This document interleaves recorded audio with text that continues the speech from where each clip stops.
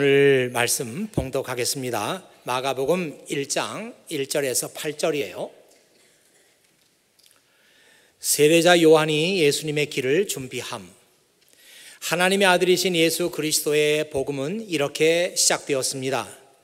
이사야 예언자의 글에 이렇게 쓰여 있습니다. 보아라, 내가 내 앞에 사자를 보낸다. 그가 내 길을 준비할 것이다. 광야에서 외치는 자의 목소리가 들린다. 주님의 길을 준비하여라. 그분의 길을 곧게 펴라. 세례자 요한이 광야에서 나타나서 죄 용서를 위한 회개 세례를 선포하였습니다. 그래서 온 유대 지방 사람들과 예루살렘 사람들이 요한에게 나아갔습니다. 그들은 자신들이 지은 죄를 고백하고 요단강에서 요한에게 세례를 받았습니다.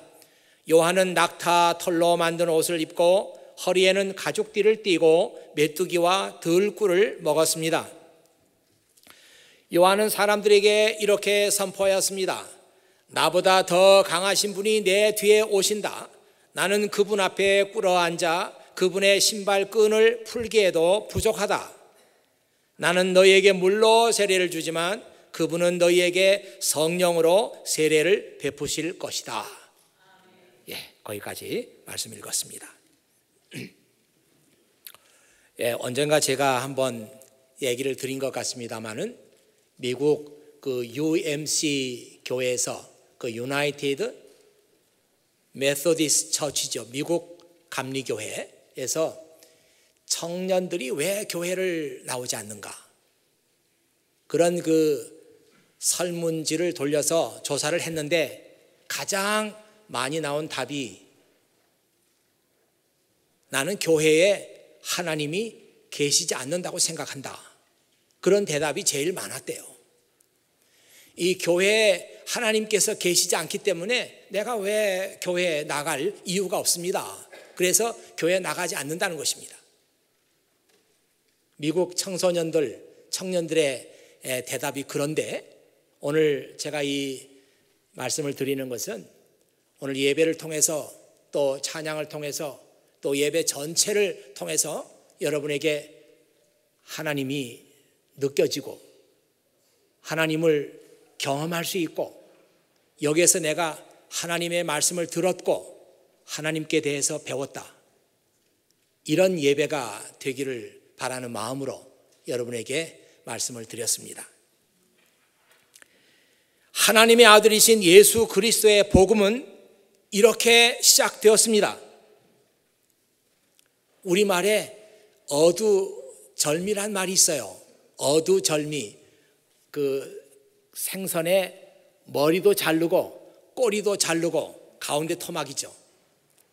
머리 얘기하지 말고 꼬리 얘기도 하지 말고 가운데 토막, 본론을 얘기하자. 그 영어 표현에서는 Let's get to the point. 이제 다른 얘기 하지 말고 본론, 중요한 문제에 대해서 얘기를 합시다. 뭐 그런 그 표현과 비슷한 얘기죠. 어두절미라고 하는 것처럼 앞에 여러 가지 일들이 많이 있지만 다 자르고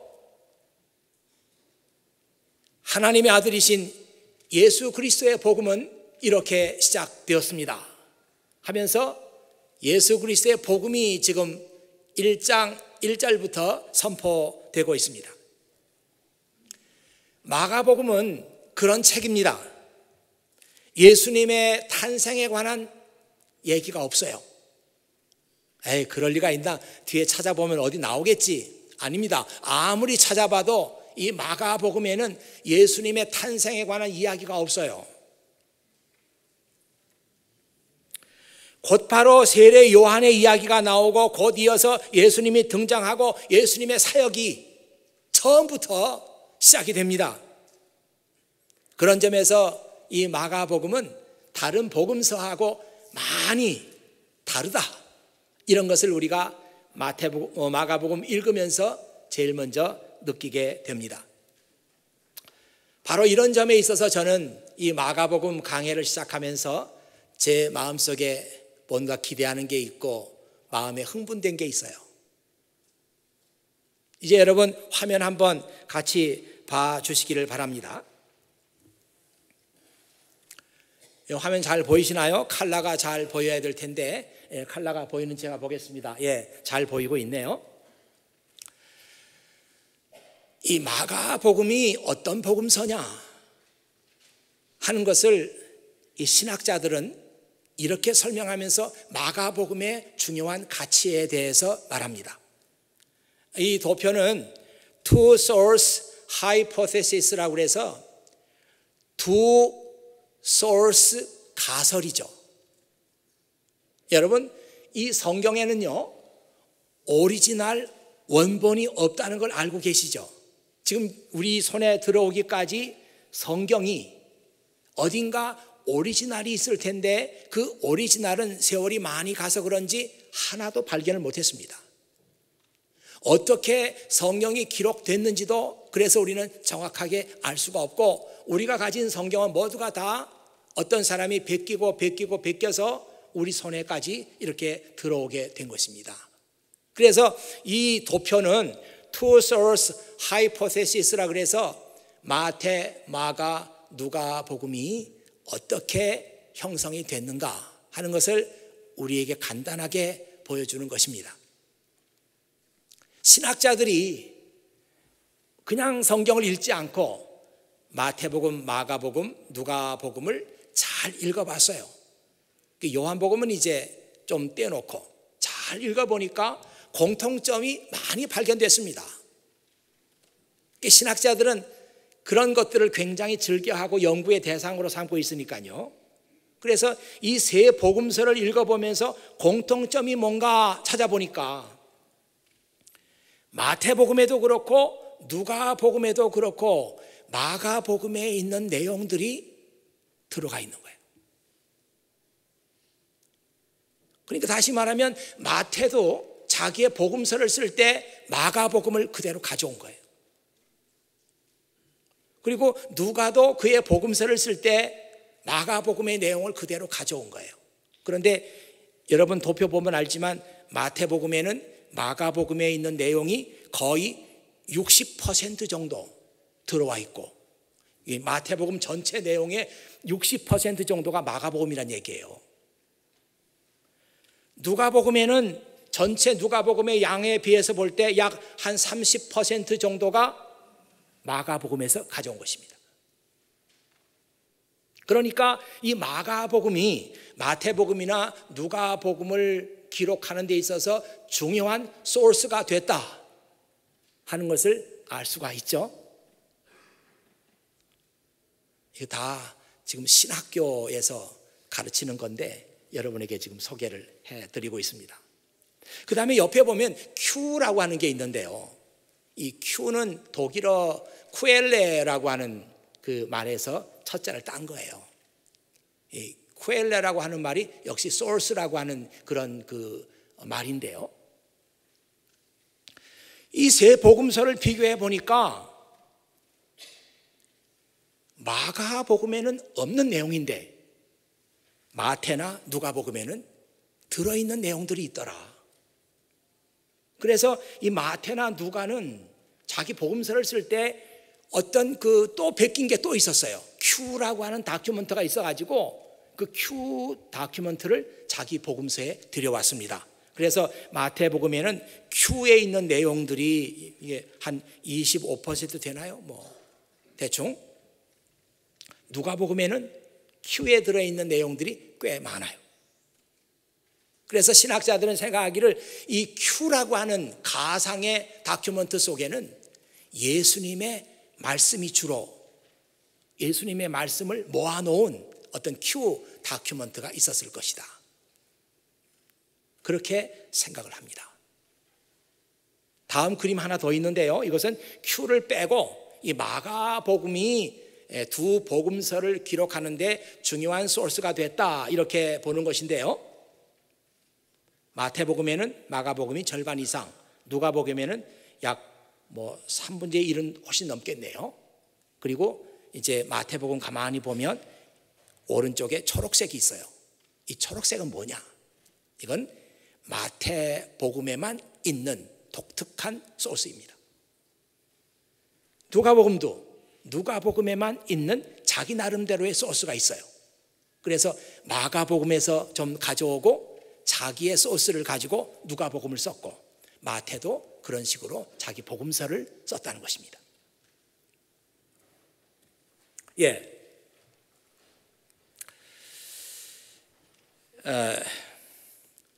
이 도표를 보면 우리가 알 수 있는 거지만, 야, 마태도 그렇고 누가도 그렇고 자기 복음서를 쓸 때 마가를 가져왔다. 그러면 마가복음이 세 복음서 가운데 제일 먼저 기록이 됐다. 제일 먼저 기록이 돼 있었기 때문에 마태도 누가도 마가복음을 많이 인용한 것이라고 볼 수가 있습니다. 제가 이 마가복음 강해를 시작하면서 마음속에 기대도 있고 흥분된 것은 이 마가복음이 가장 오리지널 형태의 복음서이기 때문이에요. 야, 이 마가복음 읽으면서 이 복음서의 가장 오리지널 형태, 프로토타입 혹은 프리미티브 스타일의 그 복음서를 우리가 대하게 되는 거죠. 이 마가복음은 그래서 그런지 제일 먼저 기록이 됐고 문체도 상당히 짧고 간략하고, 그리고 수식어가 없어요. 그냥 문장이 간단간단합니다. 그만큼 오리지널 형태의 이 복음서를 우리가 이제 마가복음 강해를 하면서 여러분과 함께 대하고 그 말씀을 보게 될 것입니다. 제가 이 마가복음 읽으면서 마음속에 기대가 있고 마음속에 흥분이 있는 것처럼 여러분도 함께 말씀을 들으면서 한 주 한 주 기대가 있고 하나님의 말씀을 대하는 흥분이 여러분 속에도 있기를 원합니다. 이 재미있는 것은요, 마가는 예수님의 제자가 아니었어요. 이 성경에 보면은 마가가 예수님을 만났다, 그런 흔적이 약간 나와 있습니다.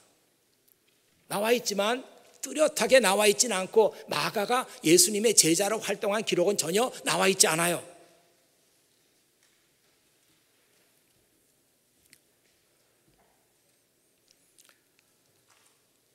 그런데 이상하게도 마가는, 그러면 마가가 자기 복음서를 쓸 때 그 많은 소스 어디서 가져왔을까?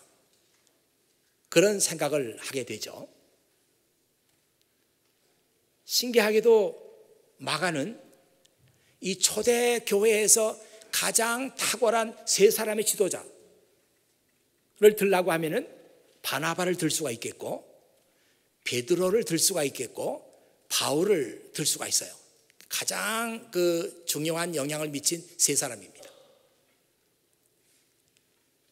자, 신기하게도 이 마가는 바나바의 조카예요.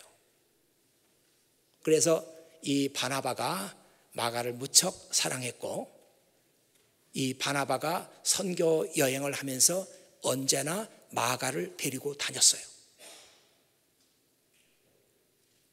뿐만 아니라 이 마가는 베드로하고도 아주 가까운 사이였습니다. 그래서 베드로가 선교 여행을 할 때는 언제나 마가를 대동했어요. 전하는 말에 의하면은 마가가 그 베드로의 통역관 역할을 했다.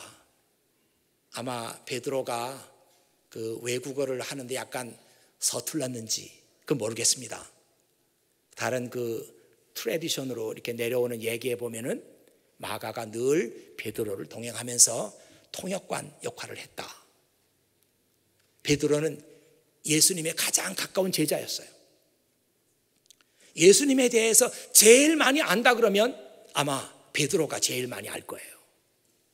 마가는 베드로를 통해서 예수님의 말씀을 들었고 예수님께서 했던 사역의 내용들을 베드로를 통해서 들었습니다. 또 신기하게도 이 마가는 바울과도 관계가 있어요. 처음에 바울은 선교 여행을 시작하면서 마가를 데리고 갔습니다. 바나바가 워낙 좋아하는 사람이니까. 그런데 마음에 들지 않아서 나중에는 마가를 떼냈어요. 그러나 결국 가서는 이 바울이 마음을 바꿨습니다. 야, 마가 저 친구 정말 괜찮은 친구로구나. 그래서 마가하고 교제를 시작합니다. 그리고 이 바울이 로마의 감옥에서 마지막 여생을 보낼 때 바로 그 자리에 마가가 있었어요. 제가 지금 여러분에게 얘기하고 싶은 것은 이 마가라는 사람이 누구냐? 이 초대교회에서 가장 지도력이 탁월하고 영향력이 있었던 세 사람과 뗄래야 뗄 수 없는 그런 관계를 맺고 있던 사람이 마가였습니다. 참 특별하죠.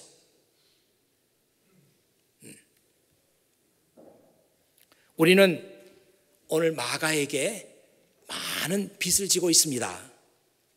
그가 있었기에 오늘 우리가 마가복음을 읽을 수 있게 되었고, 마가복음이 있었기에 마태나 누가는 그의 복음서를 쓸 수가 있었습니다. 우리 청년 시절에 정말 하고 싶은 일들이 얼마나 많습니까? 뭔가 이루고 싶은 꿈도 많이 있고 하고 싶은 일이 정말 많아요. 이 마가도 그 청년 시절을 보내면서 우리와 똑같았을 거예요. 꿈도 많고 하고 싶은 일도 많았을 겁니다. 그런데 마가는 이상하게도 그 청년 시절 많은 시간을 다른 데 쓰지 않고 바나바와 교제했고, 베드로와 교제했고, 바울과 교제했어요. 그는 청년 시절을 그런 사람들과 함께 교제를 했고, 그들의 영향을 받았고, 그들을 통해서 예수 그리스도에 대한 말씀을 들었고, 그리고 그가 남겨놓은 것이 마가복음서입니다. 오늘 저는 이런 얘기를 생각하면서 사도 바울이 젊은 제자 디모데에게 편지로 썼던 그 구절이 생각이 납니다. 큰 집에는 금그릇과 은그릇이 있습니다. 또한 나무 그릇도 있고 흙으로 빚은 그릇도 있습니다. 그 그릇 중에 특별히 귀한 일에 사용되는 그릇도 있지만 평범하게 쓰는 그릇도 있습니다. 만약 누구든지 악을 멀리하고 자신을 깨끗하게 하면 그 사람은 주인이신 주님이 쓰시기에 귀한 그릇이 될 것입니다. 그런 사람은 주님께서 쓰시도록 준비된 사람입니다.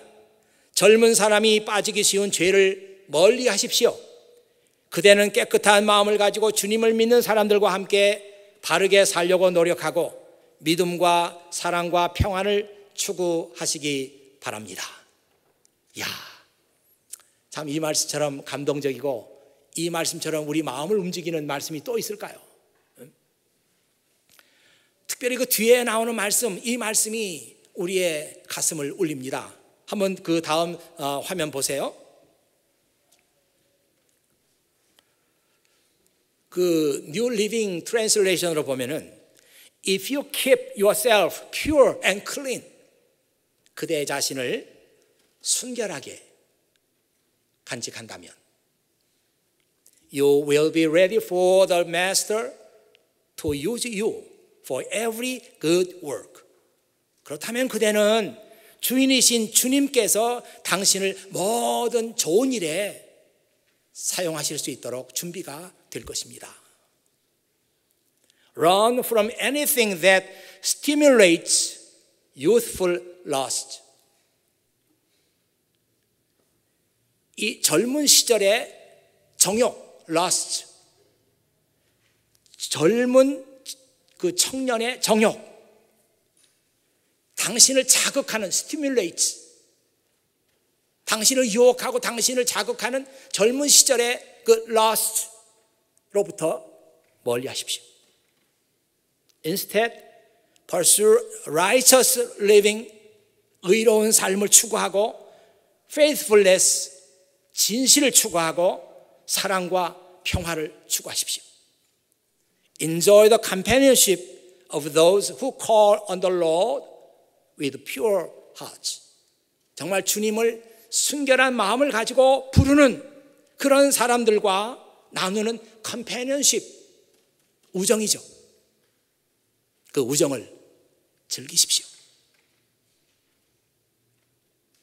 야, 그 뒤에 있는 말씀이 참 너무 표현이 좋아요. 하나님을 사랑하고 순결한 마음으로 하나님을 따르는 사람들과 우정을 즐기십시오. 여러분이 읽고 있는 이 마가복음의 저자 마가는 이 젊은 시절에 누구하고 교제했는가? 바나바와 교제했고, 베드로와 교제했고, 바울과 교제했습니다. 그는 그들과 나눴던 그 우정, 컴패니언십을 즐겼어요. 그 결과 그는 하나님께서 귀하게 쓰는 사람으로 역사에 남게 된 것입니다. 하나님의 아들이신 예수 그리스도의 복음은 이렇게 시작되었습니다. This is the good news about Jesus, the Messiah, the Son of God. 이것이 바로 하나님의 아들이신 메시아 예수 그리스도에 대한 good news, 좋은 소식입니다. 마가복음의 시작이에요. 신학자들은 그 신학적인 생각을 많이 하니까 야, 마가가 왜 예수님의 탄생에 관한 얘기 이런 거 다 뺐을까? 뭐 그런 데 대한 합리적인 신학적인 설명을 할 수 있겠지만 오늘 저의 마음속에는 그들의 설명은 하나도 귀에 들어오지 않고 야, 마가가 이렇게 그의 복음서를 시작한 이유가 있겠다. 지금 마가의 마음속에는 예수 그리스도의 복음에 대한 뜨거운 열정이 불타고 있습니다. 어서 빨리 예수님에 대한 복음을 사람들에게 전하고 싶은 열망으로 그의 마음은 가득 차 있었어요. 마가의 입장에서 볼 때는 한가하게 예수님께서 어떻게 탄생했다고 하는 그런 스토리를 쓸 만한 그런 마음의 여유가 없었습니다. 저는 생각하기를 그때 마가의 나이가 짧게 잡으면 적게 잡으면 한 40살 정도, 많이 잡으면 45, 6, 7.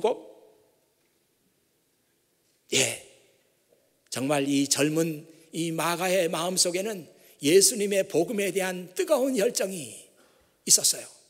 그래서 다른 건 다 얘기하지 않고 다른 건 다 생략하고 예수 그리스도의 복음은 이렇게 시작됩니다 하면서 그의 복음서를 지금 기록하고 있어요. 그가 제일 먼저 기록한 것은 세례 요한입니다. 이 세례 요한의 얘기는 마가가 건너뛸 수가 없었어요. 왜? 요한과 세례 요한은 뗄래야 뗄 수 없는 그런 관계 속에 있었기 때문입니다. 누가복음이 세례 요한에 대해서 쓸 때는 1장부터 나오는데 1장이 무척 길어요. 80절까지 있습니다. 이 80절 전체가 세례 요한에 관한 얘기예요. 그리고 세례 요한에 관한 얘기는 그 후에도 계속 나옵니다. 요한복음 보세요. 세례 요한에 관한 얘기가 얼마나 많이 나옵니까? 그런데 마가복음에는 지금 읽었던 1절에서 8절, 딱 8절밖에 없어요. 그리고 세례 요한의 얘기는 더 이상 하지 않습니다.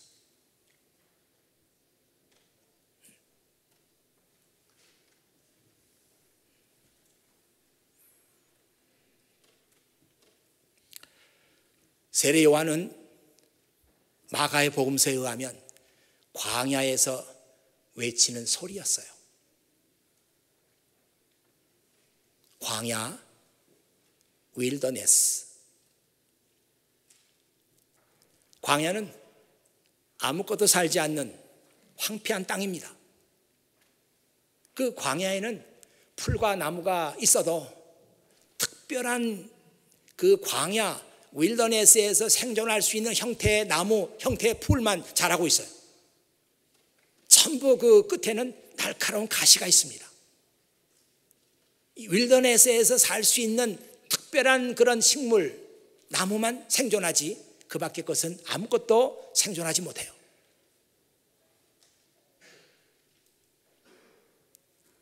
세례 요한은 광야에서 살았습니다. 아마도 유대 광야이겠죠. 우선 입는 게 특별했어요. 입는 게 낙타 털옷이었습니다. 야, 그 뭐 진짠가 본데 그 좀 따뜻하고 좋겠다. 이런 생각하시면 안 됩니다. 먹는 것도 특별했어요. 와일드 허니, 들에서 나는 꿀, 야생 꿀. 야, 그 건강에 얼마나 좋을까? 그런 생각하면 안 됩니다.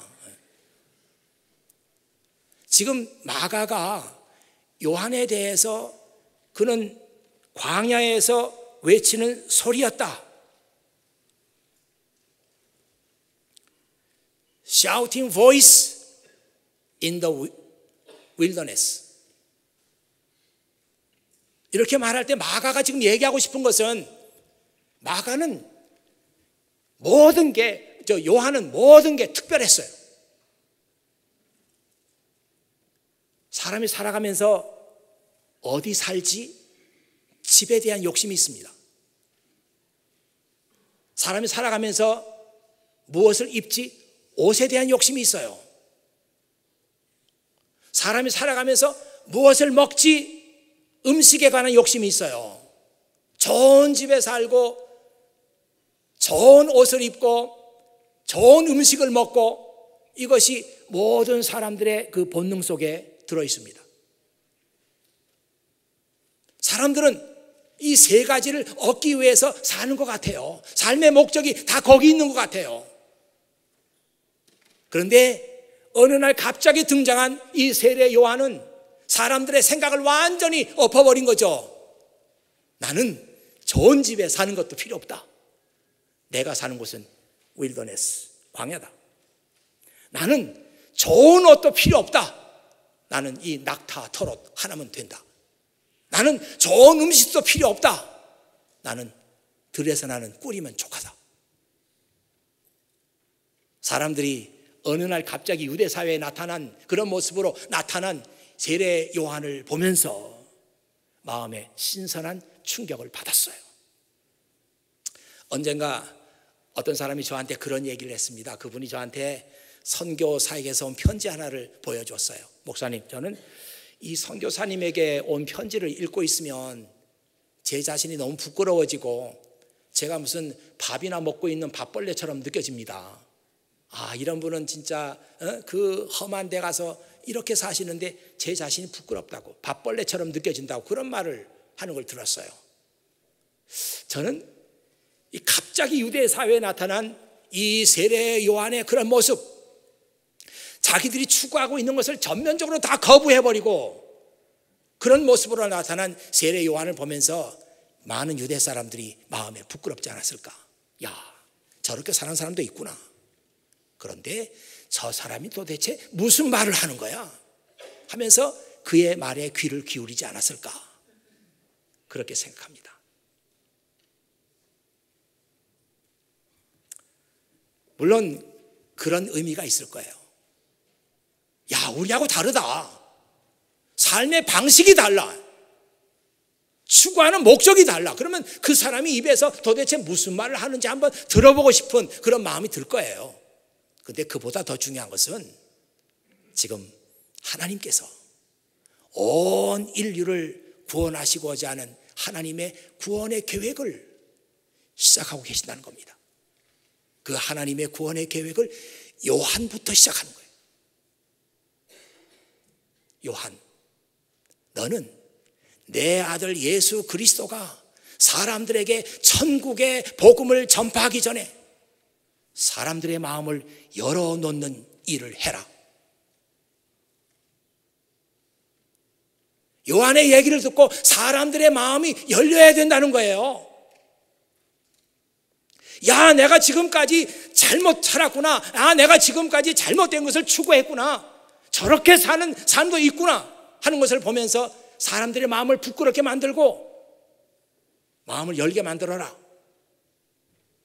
정말 하나님께서 요한에게 그런 목적을 가지고 계셨던 것처럼 이상하게도 사람들이 요한에게 몰려오기 시작했습니다. 그래서 모두가 다 요한에게 와서 세례를 받았어요. 나는 죄가 많습니다. 저의 죄를 씻어주세요 하면서 요단강에 와서 너도 나도 세례를 받았어요. 이게 어떻게 가능한 일입니까? 하나님께서 그 시대를 구원하기 위해서 요한을 쓰셨기 때문이에요. 제가 생각하기는 아마 유대 사람들이 너도 나도 요한에게 세례 받은 것을 자랑스럽게 여겼을 거예요. 당신 세례 받았어? 세례 무슨 세례? 야, 이 친구 참 지금 난리잖아. 지금 난리도 아니지. 지금 다 요한에게 세례 받는데 당신 안 받았어? 하면서 유대 사람들이 요한에게 세례 받은 것을 지금으로 말하면 다 셀카 찍어가지고 인증샷으로 갖고 다니면서 나 세례 받았어. 그렇게 요한이 인기가 있었습니다. 이런 인기가 가능했던 것은 하나님께서 요한의 사역 가운데 함께 하시면서 사람들의 마음을 열어주었기 때문이에요.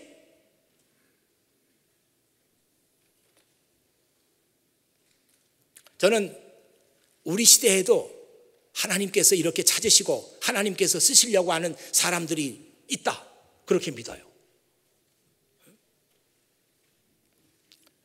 요한은 오래 살지 못했어요. 30살에 죽었습니다. 잠깐 등장했다가 역사의 무대에서 사라지는 거예요. 근데 성경 보세요, 여러분. 세례 요한이 죽었다고 사람들이 슬퍼했다든지 제자들이 슬퍼했다든지 그런 그 말씀이 성경에 한 구절도 없습니다. 마가복음에 보면은 6장에 가서 세례 요한이 목이 잘려 죽었다 그랬더니 그의 제자들이 와가지고 그 시체를 메고 가서 장사를 지냈다, 끝. 아무도 울지 않았어요. 아무도 슬퍼하지 않았어요. 그렇게 그 유대의 희망을 가졌던 그 중요한 인물이 목이 잘려 죽어도 말이죠. 왜? 세례 요한은 실패한 인생이 아닙니다. 세례 요한은 성공적인 인생을 살았던 거예요. 그는 짧게 살았지만 하나님께 쓰임받았던 가치 있는 인생을 살았어요. 여러분은 어떤지 모르겠습니다. 저는 사실 그리 오래 살고 싶은 생각은 없어요. 막 눈썹까지 막 하얘지면서 그냥 산신령처럼 돼가지고 그렇게 살고 싶지는 않습니다. 하나님이 허락하신 동안에 건강하게 잘 사역하다가 하나님이 부르실 때 가면 이것이 나의 가장 큰 행복이 아닌가, 늘 그런 그 생각을 개인적으로 하고 있습니다. 세례 요한은 하나님께서 짧게 인생을 허락했는데 그 짧은 인생 동안 그는 멋있는 인생을 살았어요. 요한의 인기가 절정에 달했을 때 사람들은 그의 입에서 나오는 한마디 한마디를 다 기억했습니다. 저 사람이 또 무슨 말을 할까 주목해서 봤습니다. 그의 인기가 하늘을 찌르고 절정에 올라갔을 때 그 타이밍을 놓치지 않고 딱 잡아서 오늘 여러분에게 매우 중요한 말씀을 드리겠습니다. 내 뒤에 나보다 훨씬 강한 사람이 오십니다. 내 뒤에 나보다 훨씬 위대한 분이 오십니다. 나는 물로 세례를 주지만 그분은 여러분에게 성령으로 세례를 주실 겁니다. 나와 그분을 비교해 보면은 비교의 대상이 되지 않습니다. 나는 그분의 신발 끈을 풀 만한 자격도 없는 사람입니다. 그래서 사람들이 다 그가 말하는 예수 그리스도에 대해서 주목하기 시작한 거예요. 예수님은 요한이 열어놨던 그 길, 요한이 사람들의 마음속에 열어놨던 그 길을 따라서 사람들의 심령 속에 천국 복음을 전파했습니다.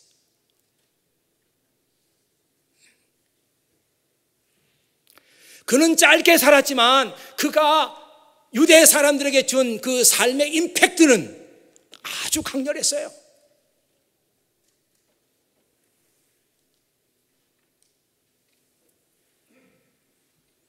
지금 한국에서는 벌써 2주가 됐습니다. 세월호 사건이 일어난 지. 그래도 뉴스를 보면 늘 그 뉴스, 아직도 70여 개의 시체를 찾지 못했다고 그래요. 그러니 그 아버지 어머니들의 마음이 어떻겠습니까? 그런데 뉴스를 보면 뭐 세월에 관한 얘기 뭐 너무 많이 했으니까 할 얘기도 없겠지만 뭐 찾는 시체도 없고 뉴스가 없으니까 그렇긴 하겠지만 자꾸 그 유병헌이라는 사람에 대해서 집중하기 시작하고 그가 구원파에서 아주 실력자이다 하는 것이 밝혀지고 뜻밖의 이 사건이 터지면서 구원파라는 것이 뉴스를 타기 시작했습니다. 그러면서 뭐 연예인들 누구누구가 그 구원파다 뭐 이런 얘기까지 쭉 돌아다닙니다.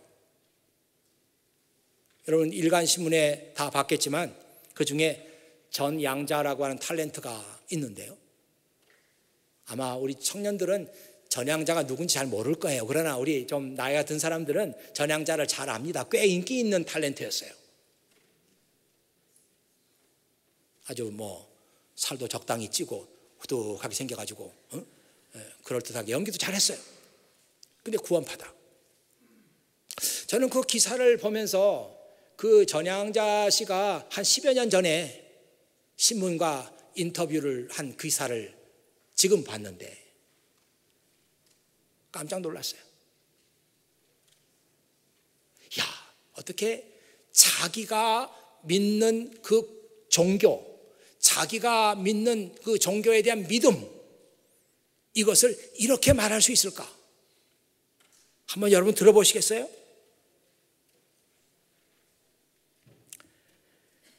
하나님의 딸로서 나는 확신을 가지고 있다. 7개월 정도 성경을 공부하면서 세상 만사가 다 성경에서 비롯됐다는 것을 깨달았다. 어떤 종파가 이단인지 하나님 그분만 아신다. 그분이 오셨을 때 누가 하나님의 올바른 자녀로서 바로 설 수 있는지는 자신만이 안다. 난 한 번도 1분 1초도 이 같은 확신에서 흔들린 적이 없다. 야, 아니 구원파라고 하는 잘못된 이단에 빠져 있으면서 또 이단에 대한 잘못된 교리를 배웠으면서도 자기가 믿는 것에 대해서 이렇게 당당하고 이렇게 자신감이 넘쳐요. 여러분 누가 여러분에게 마이크를 대면서 당신이 믿는 기독교, 당신이 믿는 종교에 대해서 말해 주십시오. 이렇게 말하면 이렇게 당당하게 미리 다 준비된 것처럼 그렇게 말할 수 있겠어요?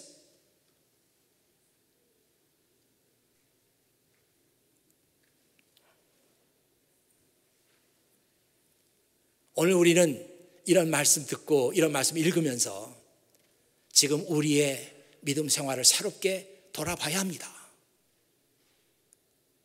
세례 요한은 철저하게 예수 그리스도 그분에게 집중된 삶을 살았어요. 그에게 있어서 자기 개인의 삶이 없었어요.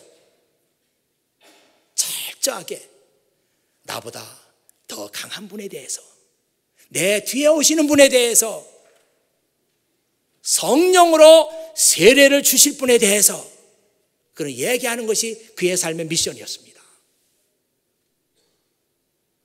오늘 세례 요한의 삶은 우리에게 이것을 얘기해 주고 있는 거예요.